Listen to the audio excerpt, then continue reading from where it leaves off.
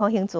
先开始来关心咱的友邦，巴拉圭的总统贝尼亚就职典礼已经举办，伊伫演说当中两届讲到咱台湾，伊讲台巴两国毋那是朋友，是搁较亲像兄弟共款的感情。那咱副总统赖清德是以特使身份去参加就职典礼，赖清德嘛把握机会，甲各国的代表互动小招问。在路边民众的欢呼声中，巴拉圭总统贝尼亚就职典礼正式开始，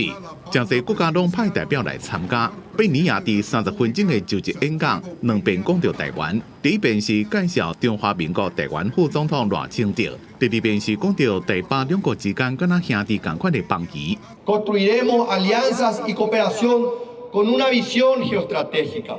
buscando acuerdos horizontales. Nuestra relación con la República de China, Taiwán, es una muestra de esto y del espíritu amigable y cooperativo de Paraguay con naciones a las que tenemos un gran afecto y con quienes nos sentimos no solo aliados, sino que también hermanos.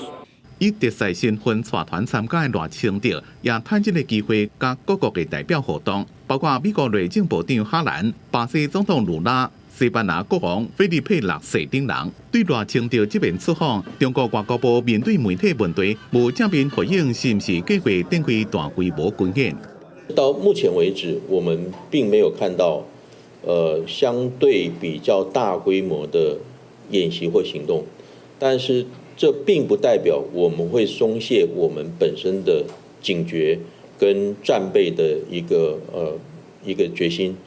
赖清德这段总共7天6暝的行程，去的时阵过境美国纽约，回来时阵会过境美国旧金山。美国国务卿首席副发言人巴特尔讲，过境符合美国长期的政策甲做法，北京无理由借这个机会采取任何霸凌的行动。记者综合报道。